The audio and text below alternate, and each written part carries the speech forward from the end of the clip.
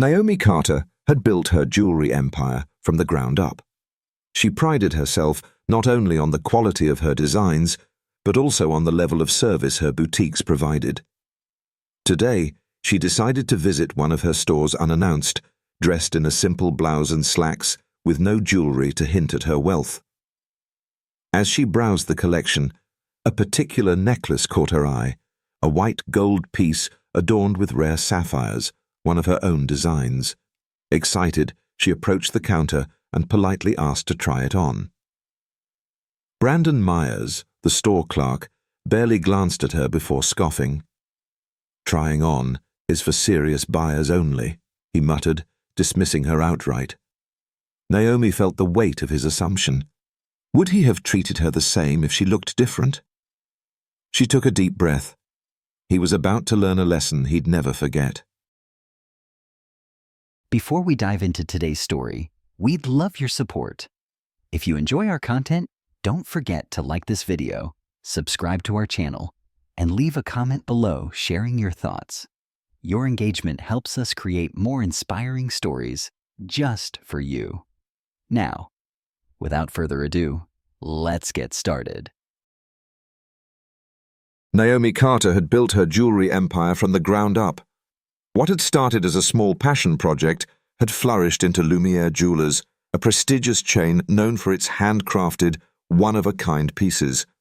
While the world saw her as a successful entrepreneur, she remained a hands-on leader, one who believed that the soul of a business lay in how it treated its customers. This belief was why Naomi frequently visited her stores in disguise, observing the customer experience firsthand. She never announced her visits, never arrived in a chauffeur-driven car, and never wore the luxury pieces she designed.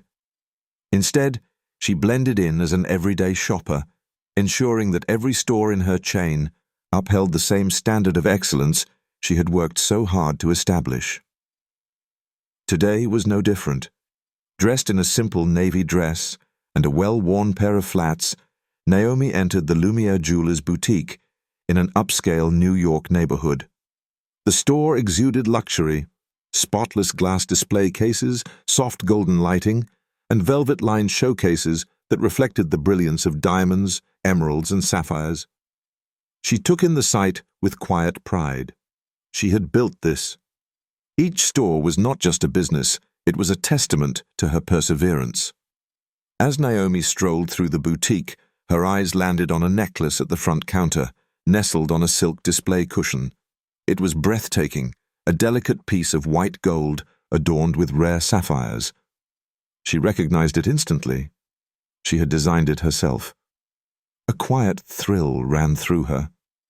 Though she had seen sketches and prototypes, she had never actually held the finished piece. This was her chance to experience the store as a customer, to feel what it was like to be served in one of her own boutiques. With that in mind, Naomi approached the counter where a tall, broad-shouldered man in his early 30s stood behind the glass display. His name tag read, Brandon Myers.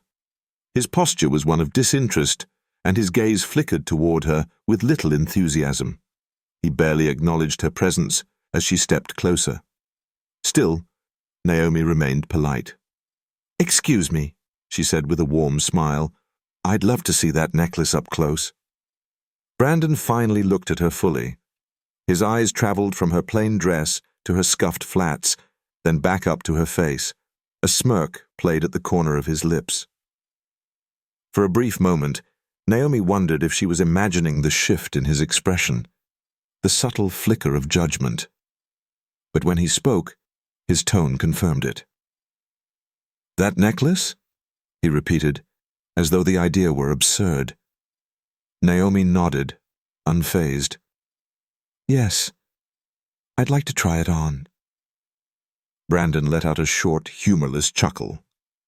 "Trying on is only for customers who can actually buy," he said, his voice laced with condescension. Naomi's stomach tightened. She had encountered many kinds of people in her career: investors who underestimated her, competitors who doubted her, even business partners who once told her she'd never make it. But no matter how much success she had achieved, moments like this still stung. She took a deep breath, keeping her expression neutral. "Are you sure you don't want to show me the necklace?" she asked, giving him one last chance.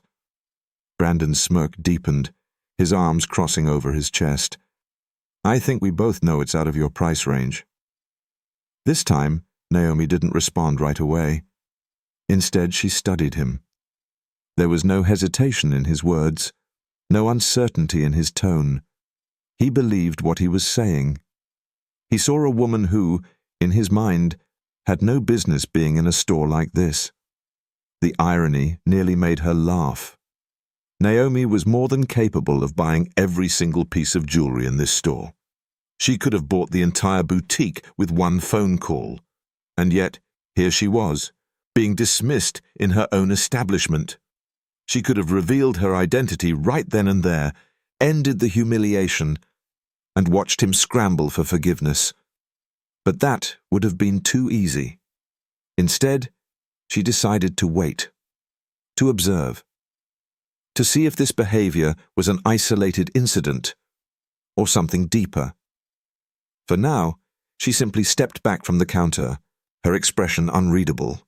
Brandon, satisfied that he had sent her away, returned to his position, looking over the next group of customers who had just entered the store. Naomi folded her arms, watching, and what she saw next only confirmed her suspicions. Naomi stood still for a moment, letting Brandon's words settle in. Trying on is only for customers who can actually buy. She had heard prejudiced assumptions before, had experienced moments of subtle, unspoken discrimination in high-end establishments, but something about this man's sheer audacity struck a different chord. She had built this brand to be a beacon of elegance and inclusivity, a place where customers, regardless of how they looked, could admire and purchase fine jewelry without feeling judged or unwelcome. Yet here she was, in her own store, being treated as if she didn't belong. Still, Naomi wasn't one to lose her composure. She met Brandon's gaze, steady and unwavering. "Are you sure you don't want to show me the necklace?" Brandon let out a short chuckle, as if amused by her persistence. His smirk widened, and this time there was no mistaking the arrogance in his expression. "I think we both know. That's out of your league." Naomi's fingers curled slightly at her sides. A lesser person might have snapped back, might have raised their voice in indignation, but Naomi had learned long ago that power was best wielded with patience. She took a slow, calming breath. "I see," she said simply, and then she stepped back. Brandon, satisfied that he had dismissed her, shifted his attention to the next customers who had entered the boutique, a well-dressed older couple. Naomi turned slightly, pretending to browse, but her focus was entirely on him. She watched as Brandon's entire demeanor shifted. Gone was the smug disinterest. Now he was all politeness and charm, his voice smooth and welcoming. "Good afternoon. Looking for something special today?" He greeted the couple with a bright smile, his tone completely different from the one he had used with Naomi. They had barely asked to see anything before he was already offering them selections, handling the jewelry with the utmost care and explaining details with enthusiasm. The stark contrast was undeniable. Naomi had given him the benefit of the doubt. Perhaps he was just rude to all customers. Perhaps he was having a bad day. But no. He was deliberately choosing who deserved good service and who did not. And she was on the wrong side of his judgment. Her heart pounded, not just with anger, but with disappointment. She had built Lumiere Jewelers to be a brand of excellence, not just in product quality, but in service and integrity. Employees were trained extensively on customer service, on making sure every person who walked through the door felt valued. Yet here was Brandon, standing in direct defiance of everything she had worked for. And worse, how many customers had he done this to before her? Naomi continued to observe. A young woman in her 20s entered next, dressed casually in jeans and sneakers.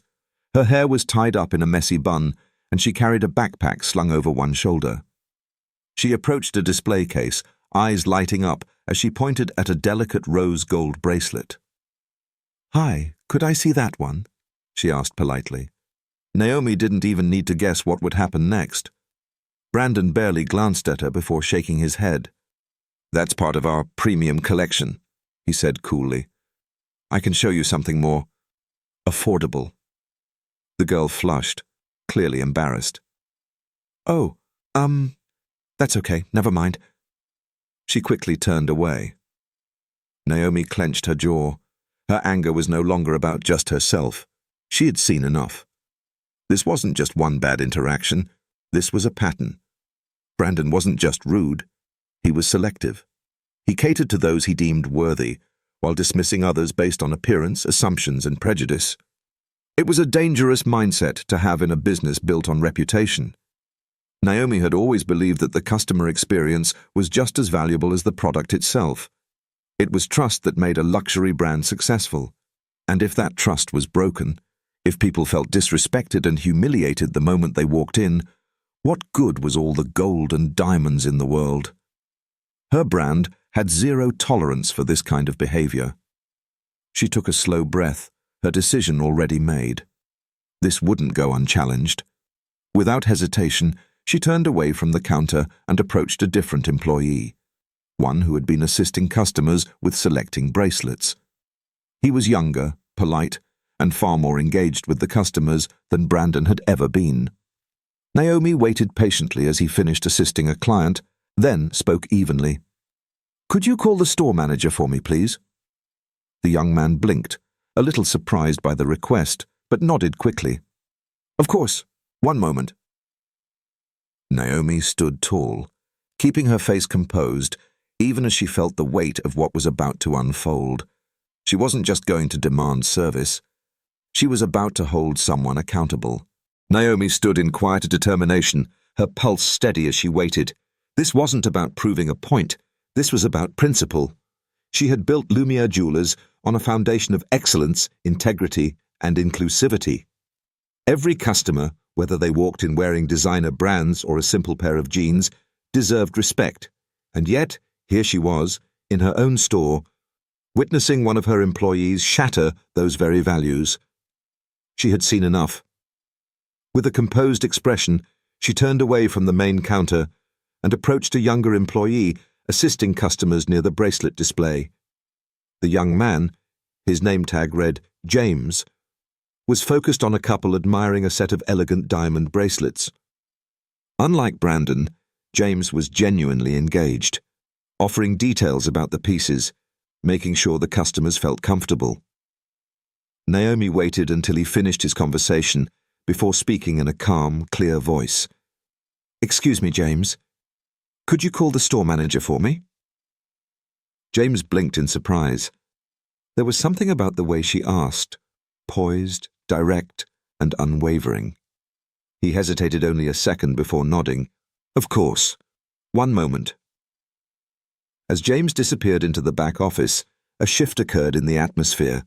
Brandon, who had been lounging smugly behind the main counter, suddenly straightened. His confident smirk faltered as he glanced toward Naomi, realizing she hadn't left after all. Other employees glanced at her, their gazes flickering with uncertainty. A few customers had started to take notice as well, whispering quietly amongst themselves. The air grew heavier, the boutique's once tranquil ambiance now carrying an undercurrent of tension. Naomi stood tall, her posture unshaken. She had been in high-stakes business meetings, had faced investors who doubted her, had walked into rooms where she was the only black woman among men who didn't believe she belonged.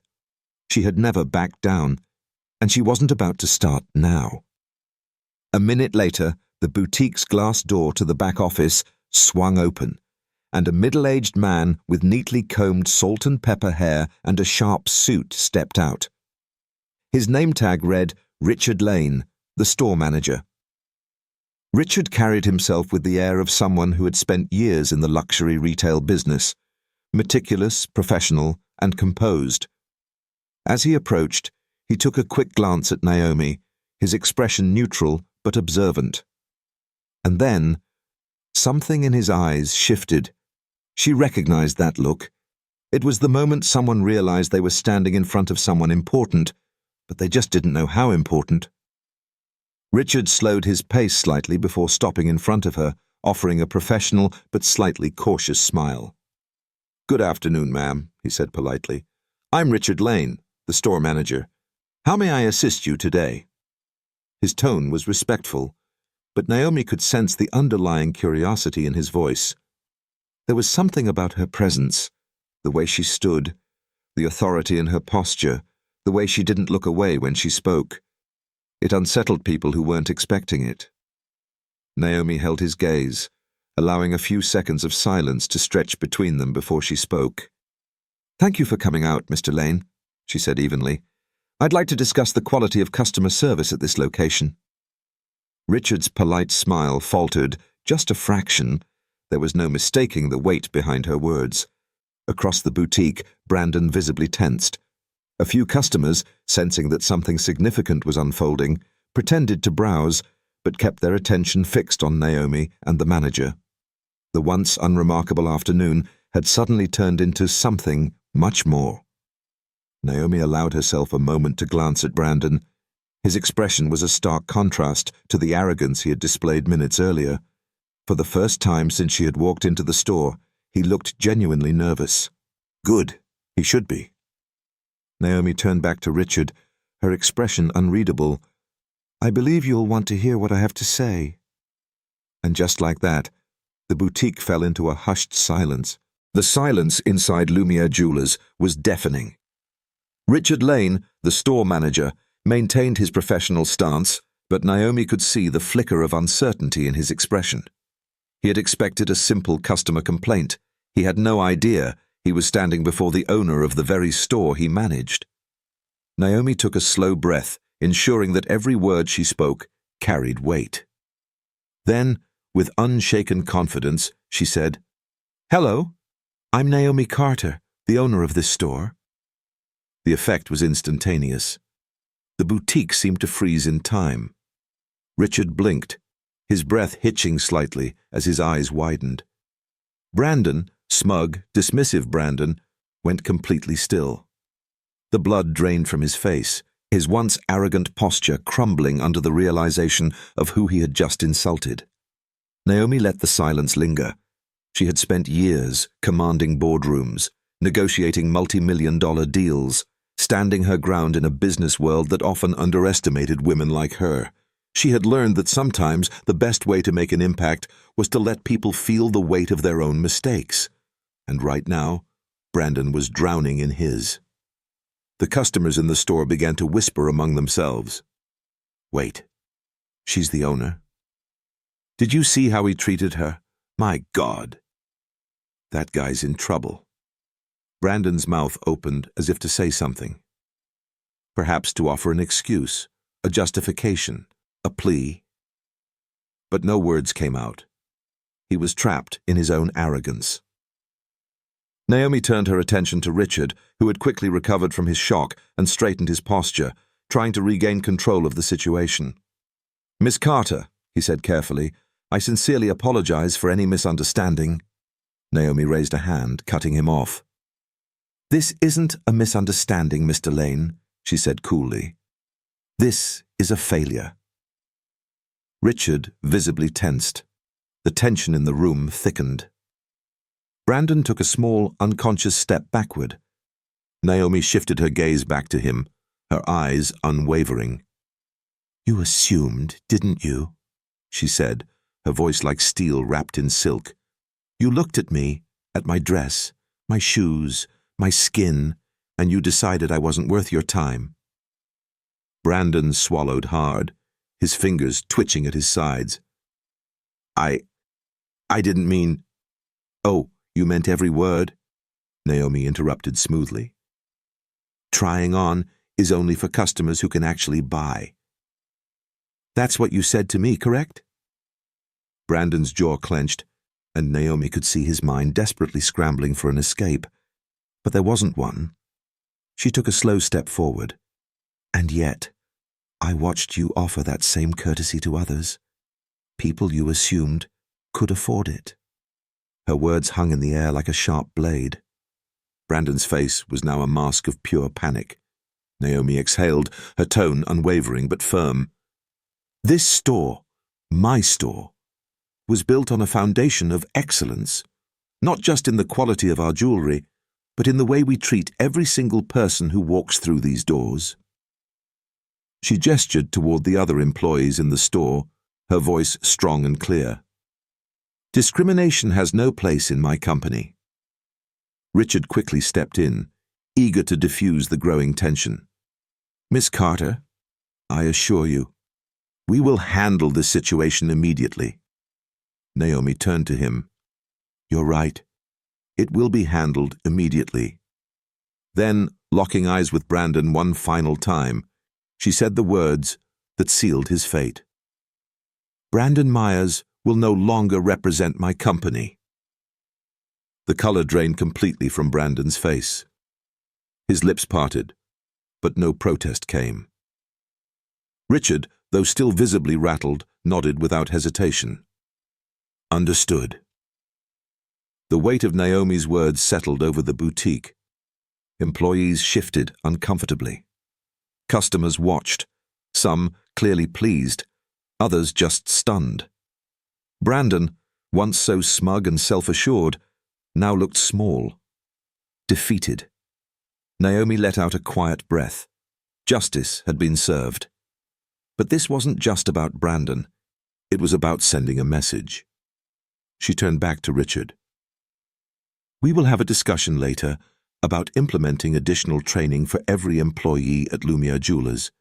This can never happen again. Richard nodded quickly. Absolutely, Miss Carter. Naomi took one last glance around the store. Then, with grace and poise, she turned and walked toward the exit. As she stepped through the doors of the boutique, she felt no anger, no bitterness, just clarity. Her store, her brand, her reputation, they would always stand for something greater. And no amount of gold and diamonds would ever be more valuable than dignity and respect. Brandon stood frozen, his mouth opening and closing, as if searching for the right words, an excuse, a justification, anything that might salvage what was left of his dignity. But Naomi wasn't interested in excuses. She lifted a hand, palm facing outward, silencing him before he could begin. Brandon swallowed hard, his breath coming out in short, uneven bursts. The once smug man, who had looked down on her moments ago, now looked like a child, caught in the act of something unforgivable. Naomi let the silence stretch. She had learned long ago that silence could be as powerful as words.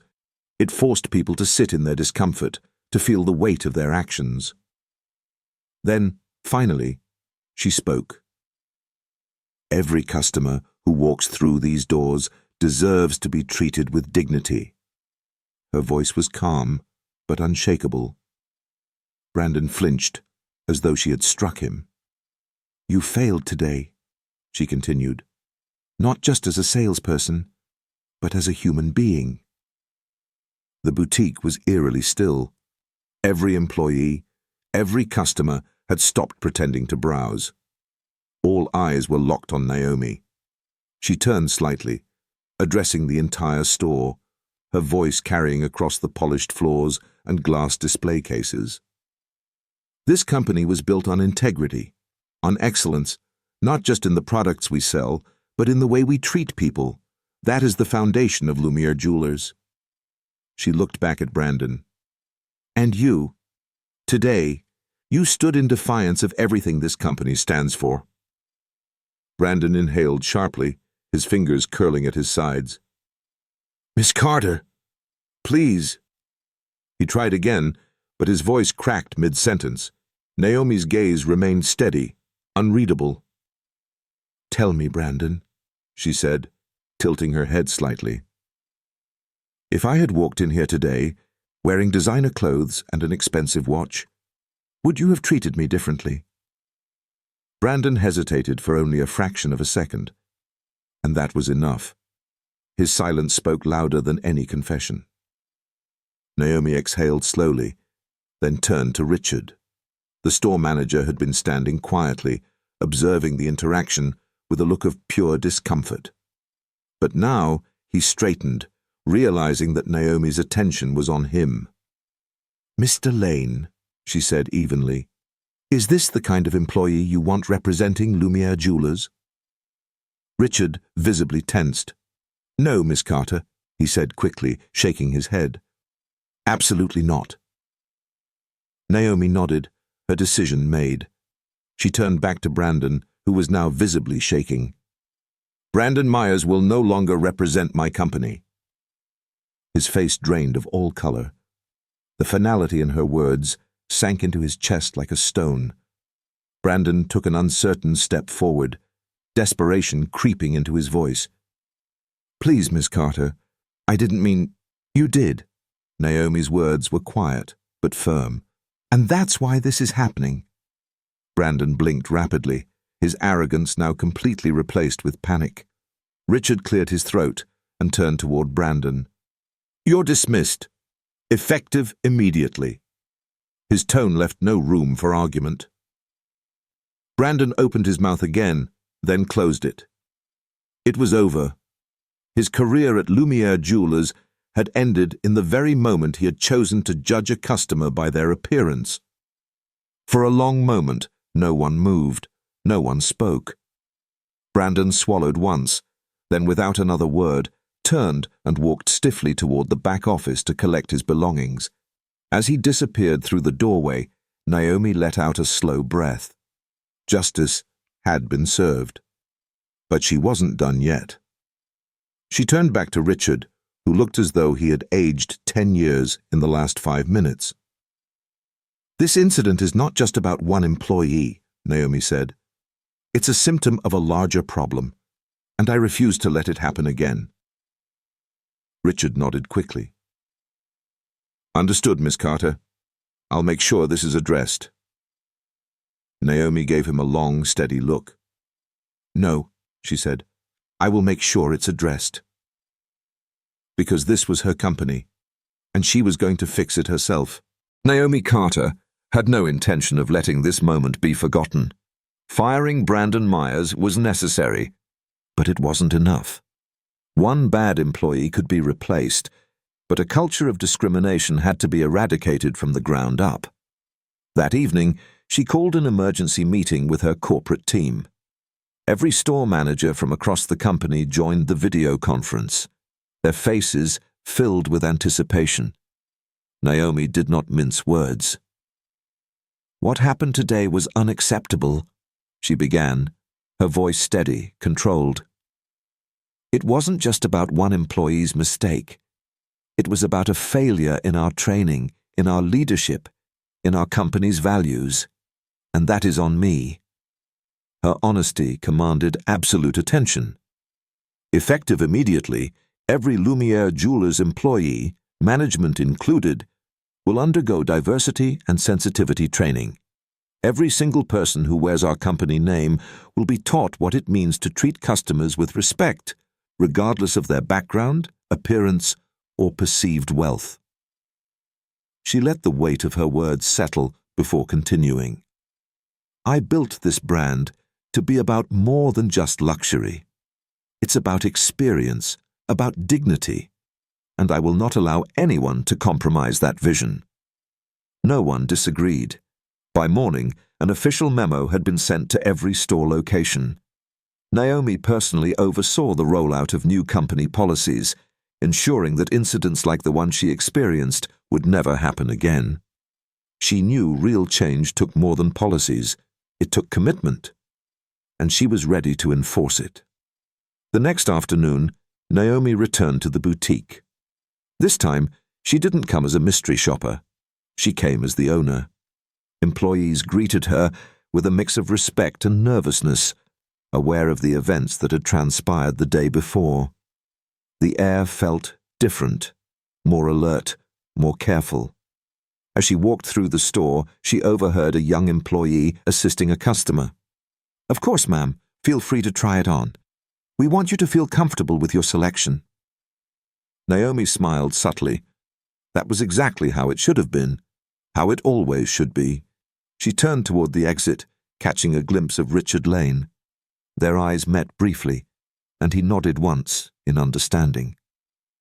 As she stepped outside, the cool New York air filled her lungs. She had won. But this victory wasn't just for her. It was for every person who had ever been judged unfairly, every customer who had been dismissed because they didn't look the part. Naomi Carter had built her empire with grit, vision, and unwavering principles. And as long as her name was on the door, Lumiere Jewelers would never compromise on respect again. As Naomi stepped onto the bustling New York sidewalk, she felt a deep sense of fulfillment. This was never about revenge. It was about principle, about ensuring that her company remained a place of dignity, respect, and fairness. She had built Lumiere Jewelers with the belief that luxury wasn't just about gold and diamonds, but about how people were treated. And today, she had reinforced that belief. Prejudice and discrimination had no place in her stores or anywhere. Because at the end of the day, true worth isn't measured by wealth or appearance, it's measured by character. As she walked away, she wondered how many others had been dismissed the way she had, how many had walked away feeling unseen, unheard, and more importantly, how would you have reacted in Naomi's place?